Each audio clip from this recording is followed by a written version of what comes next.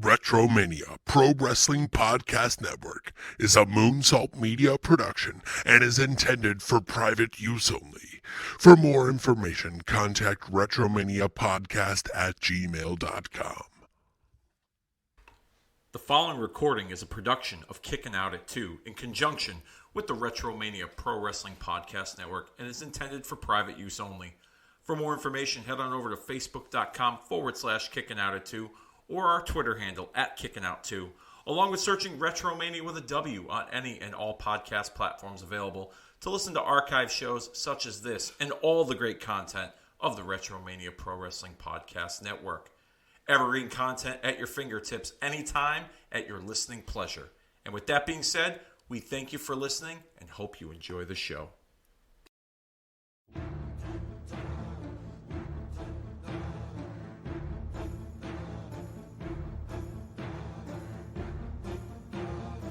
Spooky season here on Kickin' Out at 2 as we present you a classic Halloween Havoc watch-along this week here with the Rey Mysterio, Eddie Guerrero Cruiserweight Championship Classic match from the 1997 edition of WCW Halloween Havoc. I am your host, Dave Rosenbluth, and joining me for this special watch-along here, celebrating the 25th anniversary of this classic match. It's probably regarded as the greatest match in WCW history. And that's a lot of praise for this match, especially for the type of style that this match presented during that era of wrestling. And I'm talking about Rey and Eddie Guerrero. But joining me, someone who is a fan of both and someone who is a fan of that style of wrestling, is the architect of the WretroMania Pro Wrestling Podcast Network, my good buddy Coby Snyder. What's going on, dude? Hello, Dave. Thank you. Oh, is that my spooky voice? Oh, I thought that was like I thought that was Lee Marshall. Oh, fans, wrestling fans, we are here today to check out Rey Mysterio and Eddie Guerrero. They're great. I was waiting for that. Yeah. Well, yeah, dude, I love this match. This has got to be honestly, top 5 matches for me of all time. I can always watch this match. This is a comfort match, Yep. And as well as Halloween or spooky time, it is a comfort season as well. Mm-hmm. So we're digesting this comfort wrestling. Yes. During this time, it's awesome. Yes. Yeah. Put on your best pair of sweats and kick back and relax and watch this classic with us. Now, for those of you keeping score, loyal listeners of the network as well as Kicking Out at 2, a couple of years back, I had done a watch along of this entire event of Halloween Havoc. You can go back in the archives and find that if you want to watch the entire show, especially Age in the Cage with Roddy Piper and Hulk Hogan. That was a barn burner to say the least, said no one ever. But I thought it would be kind of fun 25 years later, because we've been discussing a lot of 1997 on this show this year, that we would cover this match. How could we not? I mean, a couple recordings ago, I should say, Dennis and I sat back and watched Hell in the Cell, the very first Hell in the Cell match with Shawn Michaels and The Undertaker earlier this month in October. So I thought it would be kind of fun to go back and watch this as well. So you can find this on the worst streaming app in the history of streaming apps in America, the world, the metaverse, whatever you want to call it. Peacock. It sucks. It's terrible. It's a money grab for WWE. I've said it before. I've had meltdowns on this show as I've tried to load shit up. I had a meltdown this morning, as a matter of fact, as I was trying to queue everything up before I clicked record. It was my basement was echoing. I'm surprised that I hadn't got a knock on the door from the local police department, the local law enforcement authorities. I'm surprised they haven't come to check on me, do a wellness check, if you will, on my furniture, because I was ready to flip some furniture this morning. It was what I hate about this, and I'm going to let you elaborate, Coby, because I'm sure you got your fair share of gripes with this app, is the fact that we've all said, the interface sucks, finding certain things sucks, the way they have the whole setup sucks. But you know what I hate more than anything about it? I pay top-notch for my internet service in my home, okay? I have the highest speed possible. This internet is so fast, I can't even tell you how fast it is, okay? I can't even tell you. And We could have multiple devices working in the house. My wife could have a phone. I could have my phone. We could have the TV on. We could have the laptop, whatever. And everything's working fine. But then when I queue up this motherfucking Peacock, okay, this cock-sucking, motherless piece of shit Peacock app, all right, and I go to pause, right, I hit the fucking button. Now I have Roku on my TV, okay? I hit the fucking button that says pause, right? And I click OK on my Roku app. And that signals that I'm pausing this program. And I wanted it to pause at a certain time, which I will tell all of you folks, okay, what that time was when it's time to fucking record. And I hit this button, this goddamn button, and it practically fast forwards. It's like delayed. Like this fucking TV's got Asperger's. No offense to individuals that have Asperger's, but it fucking drives me nuts. It really just oh my goodness! Like I'm gonna cut a promo on it right now, but yeah, go ahead. I can't anymore. I have to watch by nefarious means, and luckily I have been gifted some archive footage, a deep library, that is. But yeah, it's the Peacock. I tried to even watch, what was it, the latest event, Extreme Rules, the fucking day after, even though I was spoiled by all the events, because that's the internet for you, They're going to tell you event, every match, every match, everybody's given the details. They're just like, oh yeah, so-and-so won, like this, just shut the fuck up. Anyhow. Well, then don't go on the internet, pal. I know. It's your fucking fault, not the internet's fault. Yeah. Quit being a millennial and blaming other people. I go on Peacock to watch the program, and I can't fast forward, I can't rewind, I can't do anything. It's just frozen there, so I have to watch the thing, and for a moment I pause it and I come back, and my TV had stalled for a little bit because I guess I had gone away too long, and I hit play and it started all the way from the beginning again, no rewind, no fast forward, that's strange, no options at all. You watched that the next day? Yeah, because usually that option is available after the live airing. The only time you can't fast forward and rewind is when the event is live. Whereas the WWE Network, you could do all that shit. Which folks out there anywhere outside of the United States of America that has the WWE Network, I envy you. I do. I really envy you because the way it was set up and I just. Fuck Peacock. Fuck those assholes. It's just a big fucking money grab. That's all it is. Swear to God. You know what the funny thing is too is that I watch other stuff on the Peacock app, okay? I'll watch Dateline with my wife because I'm trying to, I'm trying to figure out ways that she's going to eventually kill me. So I study it. I study Dateline, and I watch it with her. I watch the program, but I also sit next to her and I watch how she observes it as well. You know what I mean? If she raises an eyebrow or any kind of gesture or body mannerism during a certain part of those Dateline episodes, then I take mental notes. I was like, oh, she smiled when the narrator said that the individual was hung from the top of the apple tree. Oh, okay, yeah. Is this juice or is this radiator fluid? Yeah, exactly. Yeah. Are these pencil shavings or is this parsley on my steak? Yeah, exactly. But I don't have issues anywhere else with Peacock. I can load something up on a movie or a TV show, and it doesn't stall, doesn't pause like that. But the fucking WWE portion of WWE, yeah, it's I don't know. It fucking sucks. Maybe Hunter will make some changes. Hopefully, him and Stephanie will see the light and go back to cashing in their own checks. Him and Nick Khan, yeah. It's a long way. I mean, let's get Raw down from 3 hours to 2, and then we'll work our way to the Peacock app. That's another thing too. Please, but God. I mean, even though Raw's been watchable these last couple of months because of the changes made, but nonetheless, we're digressing. We're going off the rails here. So here's what I want all of you to do. Okay, let's get back to a simpler time. Yes, let's get back to a simpler time. If you can, in the simplest way possible, go to your Peacock app. Okay, and go to the WCW portion of it, and go to the Halloween Havoc page. and then you will go to Season 9, Episode 1, Halloween Havoc 1997. And what I want you to do, if you have great internet speed and it doesn't fuck up for you like it does for me, fast forward to 28 minutes and 40 seconds, and then press pause. Because that's where we're going to start this watch-along of Rey Mysterio and Eddie Guerrero from Halloween Havoc 1997 for the Cruiserweight title. For Rey Mysterio's mask, mind you. I forgot to mention that. We will talk about that as we elaborate even further.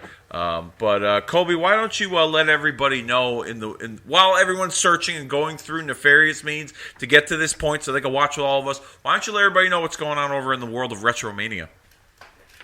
WretroMania, yeah, we're going to be dropping some more content this month. It is the spooky month, so I am going to be catching up with you guys and dropping some special spooky content, as well as dropping some a special Gaijin episode with you and I. Yes, Dave. Yes. You're going to be joining me. Thank you very much. Yep, because nobody else wants to record with you. So.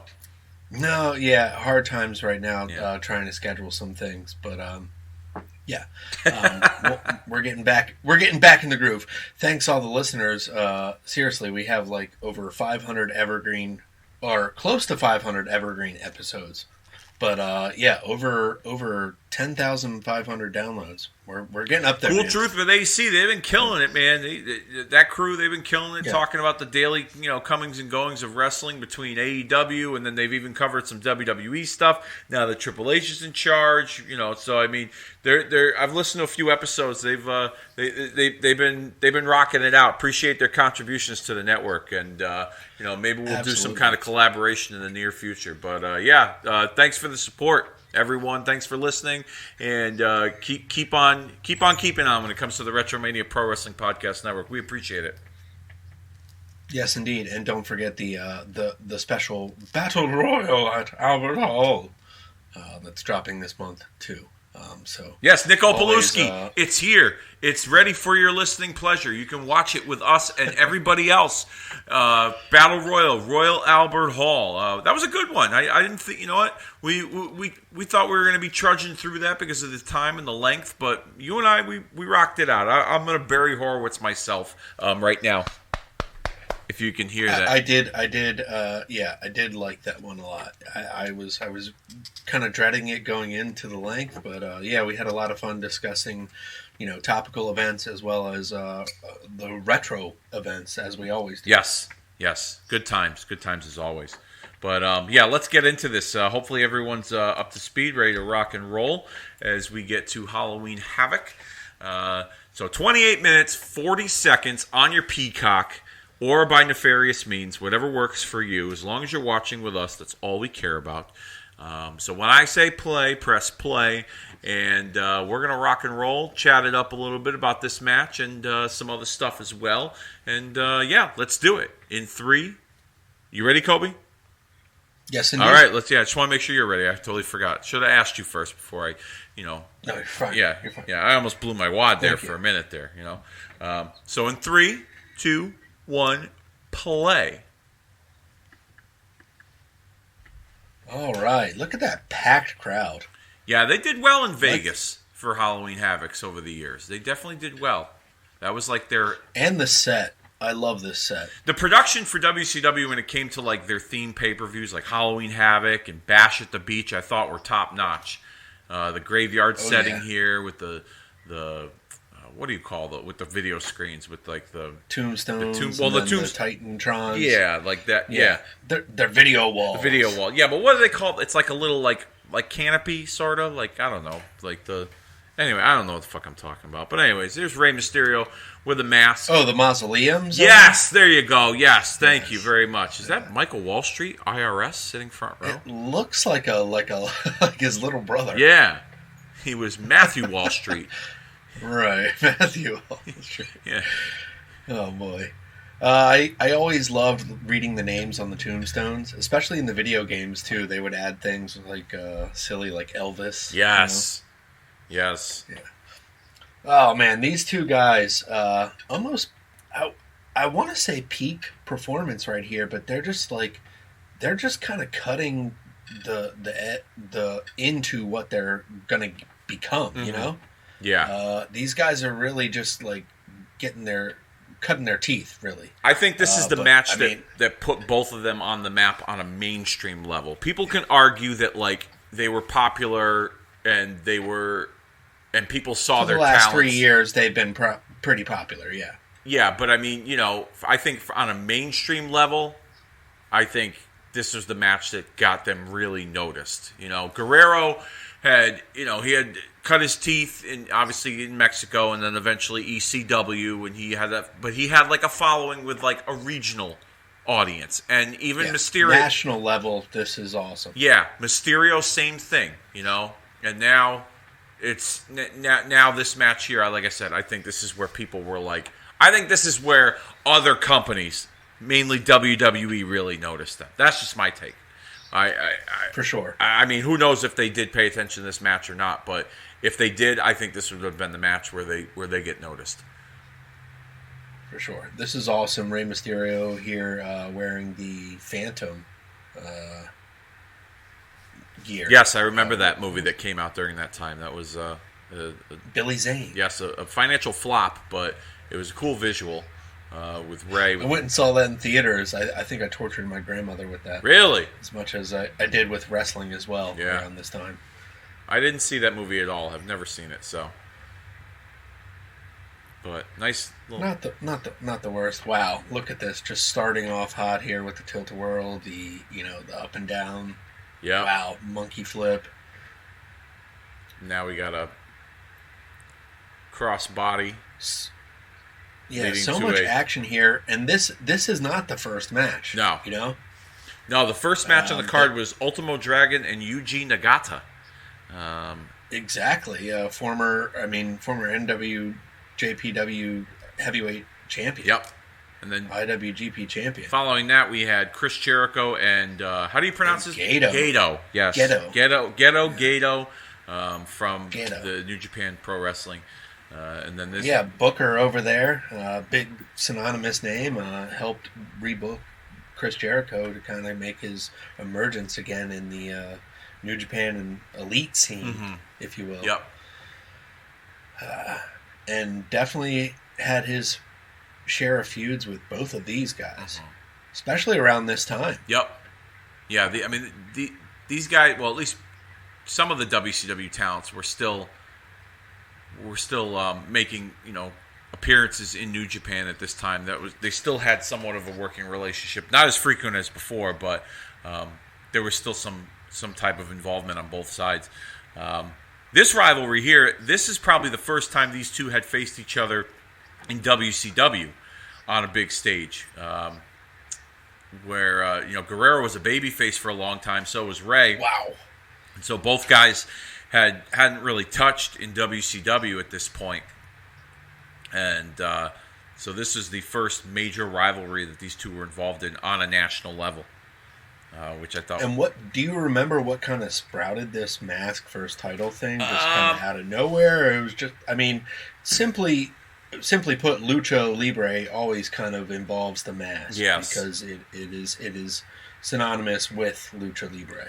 If I recall, and I've been watching some of the old Nitros in the last few months, both Nitro and Raws of this era in '97. Guerrero had turned heel, I think, like in the summer. Okay.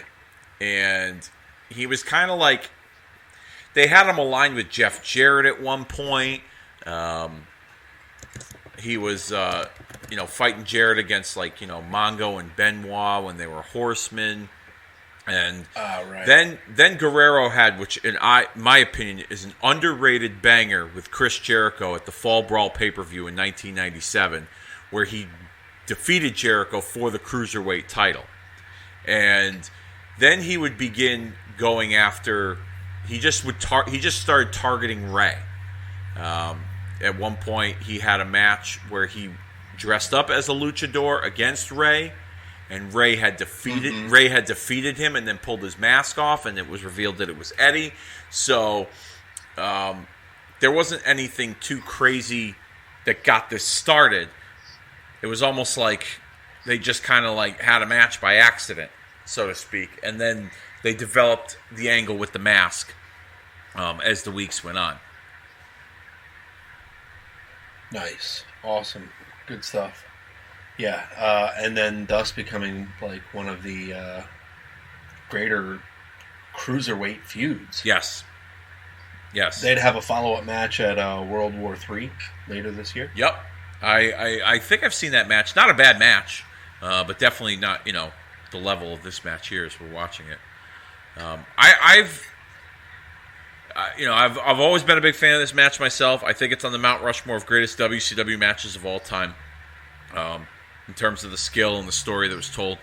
But there's other matches that they've had mainly in WWE that I don't think get talked about enough. And one of those in particular is the match. Oh, here, this is my favorite spot. Oh, that tornado. That reverse DDT off the top rope. Yeah, springboard into a tornado DDT. Somersault, whatever. Not a tornado. Yeah, not even a tornado. Yeah, it's like just a springboard into a backflip DDT or something like that. Yeah, I don't even know what to call it. Mike Tenay's probably got some Mexican word for it that I can't even pronounce. But yeah, unbelievable. That's my favorite spot in the whole match. One match that doesn't get talked about enough that I think is highly underrated, and I think it's because there was so many other big moments on that particular WrestleMania card, was Eddie and Rey from WrestleMania 21 in 2005 when they opened the show, and it was and their match was based out of respect for each other. They were the tag team champions going into that, and their match was all about like who was the better wrestler out of the two. And then eventually that spawned into Eddie getting jealous of Rey and then turning on Rey, and then he couldn't beat Rey, and then it turned into the whole angle with Dominic, and then they had the ladder match with the custody of the kid. And even though some of that stuff kind of like jumped the shark, the quality of their matches in that rivalry, I think, was second to none. Like people overlook at the angle, and the first thing when they talk about Rey and Eddie in WWE, it's like, oh, they did the stupid angle with Dominic as the son of Eddie Guerrero. And yes, not ideal for me. However, I think there is more positives out of their rivalry during that time period than that, to me at least, overshadowed the whole angle with Dominic and the custody ladder match. What's your take on all of that? I agree. I think the match quality overall overshadowed it. Even though, okay, you remember the match where it's Rey keeps adjusting his mask? I think that's the WrestleMania remember match. That? Yeah. Oh my God. That one just kind of takes you out of it. But I think everything after that, the performances are really high. Like some of the best mic work and acting performances from Eddie. But that's that's for people who like either the wrestling in ring or the storytelling involved around it. Mm-hmm. I mean, you can like both, but yeah, I do. WWE certainly did that well with these guys. In WCW here, you see that it doesn't really like. I mean, there's a in-ring story. Yeah, more than the outside. There's really no like emotional attachment in this rivalry that we're seeing here. Yeah. This is just about like a mask and a title. And I mean, I guess to the Lucha Libre, to the Mexican wrestling audience, that's their emotional attachment is Rey's mask being on the line in this match. But there's nothing too personal, like aside from Eddie trying to, humiliate Rey by removing his mask. But I mean, right. Because Lucha Libre is such a niche product that only that type of audience will truly understand and connect with the circumstances surrounding Rey's mask being involved in this storyline. American wrestling fans, and then for me at that age, 25 years ago, I understood it to an extent, but I didn't really connect with it like somebody from that watches Lucha Libre regularly would. If you get what I'm saying. Yeah. Were you fans of these guys at the time? I was fans of their matches. I liked WCW a lot more than I did WWF at the time because I felt like they were a big giant variety show. You had a little bit of everything. Oof.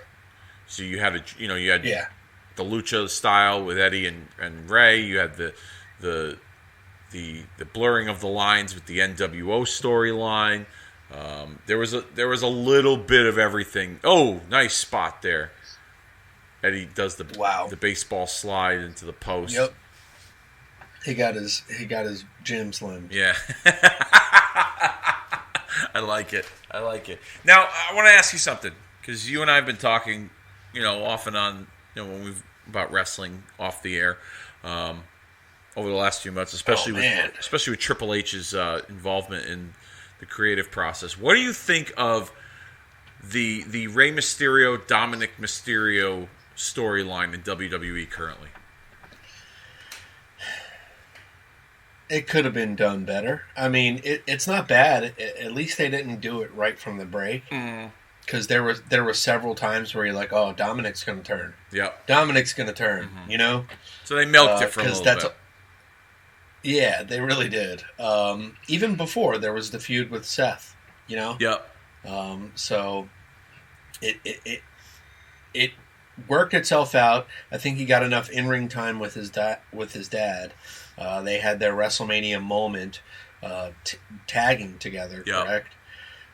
So I think it's only right that Dominic gets his first WrestleMania singles match against his dad. Yeah. And kind of shows off what he can do as maybe it could be almost reminiscent to this match. To some degree, yeah.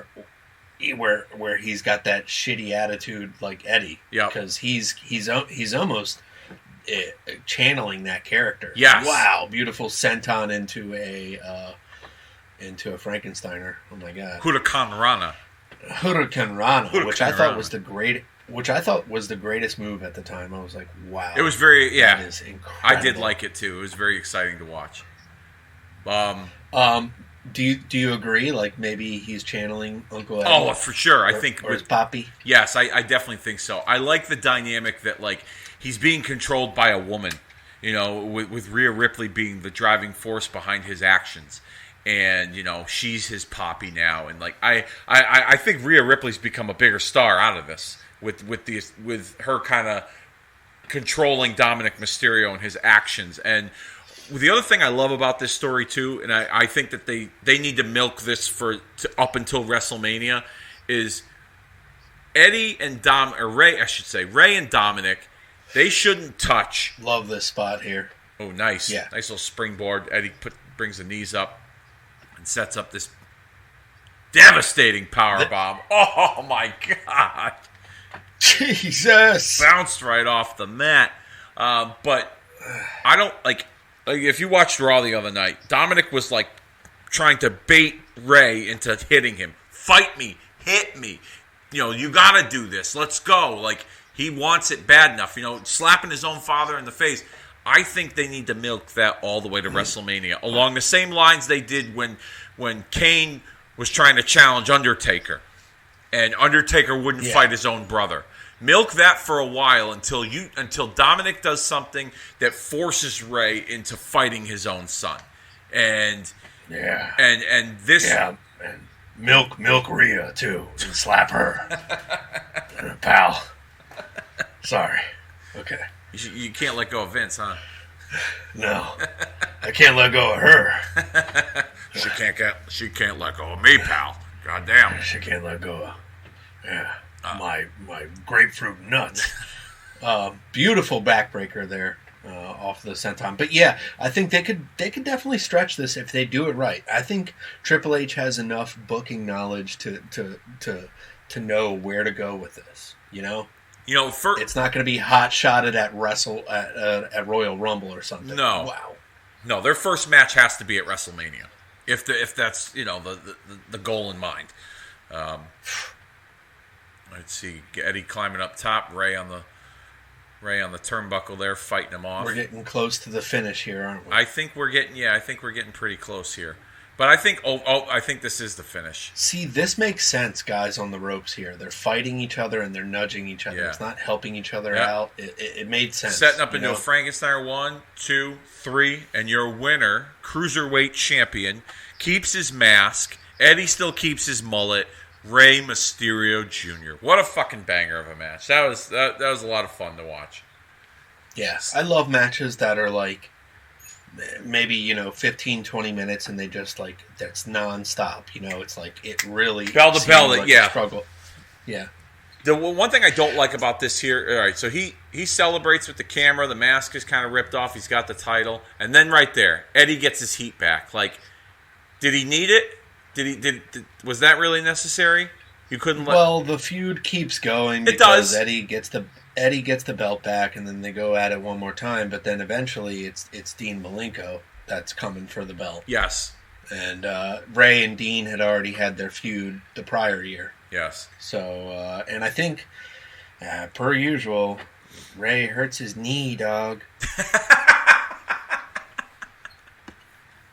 Oh, boy. So, he kind of gets taken out. Yeah. But, yeah, no, great match here. But yeah, dude, the I love that match. That's so fun. Yeah. The replays are awesome. This is synonymous with the video game too that they ended up coming out with. All these moves would be kind of duplicated. Yeah. These sequences, you could pull them off in the video games. Yes. That they had for the Nintendo 64. Loved it. Oh yeah. And 100%. At the time, I really loved Rey Mysterio too. Yep. Yeah, I liked watching them, but I became a fan of both guys instantly after this match, where I paid more attention to them. Not that I didn't before, but because there was so much going on in WCW at that point. But definitely, their stuff was appointment television, and even to this day, like you can make an argument. All right, Rey Mysterio, he's older, he might have slowed down, but by the same token, man, he still goes out there, he still flies around, like he's still putting on some pretty fun matches. He may not be putting on the classics like this, but the last time I want to say he had a really fucking banger of a match was against Andrade, when Andrade was still in WWE. Like, those guys were tearing it up, and I think that's the sole intention of where they want to go and what they want to get to with him and Dominic. And I am liking this. I didn't think I was going to, because I probably even said it on this show. I was like, please don't turn him against his dad. Don't do the "ho, daddy didn't love me" deal. It's fucking stupid. It's been done to death. But they've kind of added this twist with Rhea Ripley being the one to manipulate him, and now Ray not wanting to fight his kid. And so I look forward to seeing. And to be honest with you, I'm going to go on a limb and say this. I think it may be just a one and done with him and Dominic at WrestleMania. I think Ray might just call it quits after that. Where there's a stipulation in the match where Ray's like, I'll fight you, but this will be my last match. Like, you want this with me? This will be my last match. I'll be done after this. Like, I can't go on anymore after fighting my own son. So get out. I like that, like a career thing. But do you think that they dropped the ball on not giving Dominic a mask to begin with? No, I don't think they dropped the ball on it, because I think it would be too much. He's already associated with his father by name. There's already that built-in, established, living in the shadow type of vibe that they are presenting. Putting a mask on him is just like, oh, they're doing, it's like they're copying his dad. You know what I mean? Like, maybe if he used the mask as like entrance gear and then he takes it off and gives it to a kid in the front row. Does he take the mask from his dad? I think, to be honest with you, I think the mask could be used as like a symbol of like passing the torch of the Mysterio name, and him not necessarily wearing the mask, but like coming down with it. Maybe like having it like draped around his neck. Like he, like after the match, like he realizes like, you know what, my dad did do all this for me. He loves me, etc., etc. And then he kind of carries on the Mysterio name without the mask, though. Because you've already established, his look. You could change it up, but I just think it would be too much copying and going back to, what his father built instead of what he should be building. And I think he's starting to do that a little bit with this Judgment Day group and being a part of that, and with Rhea by his side. Like, I really think that Dominic is starting to find his own niche, if you will. So it's been surprisingly pleasant to watch, and I think it's only going to get better. That's just my take. I agree. Yeah, this has been fun. Yes, I appreciate the time, and I appreciate all you for listening, tuning in, watching with us on Peacock, still the worst streaming app in the history of America. Don't forget, you'll find all the great content of the WretroMania Pro Wrestling Podcast Network in the archives. Battle Royal at Royal Albert Hall. Drop it if it hasn't already. We'll be dropping this month, along with other great content coming up. You and I have, we're going to do a Gaijin Wrestling Radio episode coming up soon that will drop in the streams. Dennis and I are planning to watch Survivor Series 1997 from start to finish as we count down to the screw job. And then for marking out the days in November, you and I are going to discuss the what-ifs surrounding the Montreal Screwjob. Like, what if the Montreal Screwjob was a work and it was a storyline and Brett never left for WCW? We're going to go down that rabbit hole on marking out the days for the month of November. Really looking forward to it. Yeah, absolutely. And actually, during the month of November, I'm going to drop a special Origin of Attitude complete Volume 1 and 2. It's going to be a two-parter of all the episodes combined.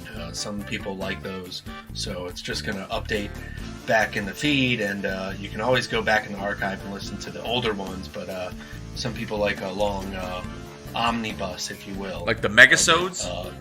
Yeah, Megasode. So, stay tuned for that during that month, too, at the Very beginning cool. of November. Very cool. Yeah. I like it. All right. Well, I think that about does it this week, Coby. I think we've crossed the T's, dotted the I's when it comes to this classic Rey Mysterio, Eddie Guerrero match. And with that being said, it's about that time that we put this show down for the 3 count, and we'll see you all next time. Awesome.